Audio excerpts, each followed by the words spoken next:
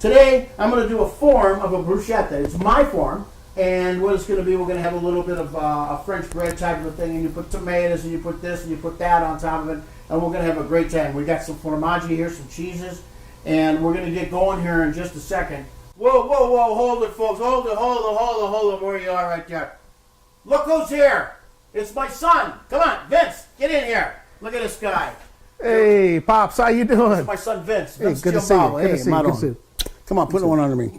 Maron, it's good to see you. You okay? I'm doing good. I brought you a little gift. It's a 55-gallon drum of garlic. You need this, right? You can't come empty-handed. That's right. That's right. I'm glad you came by. This is Absolutely. Good. We're going to eat something? Yeah, we're going to eat something. I figured that's why you're here.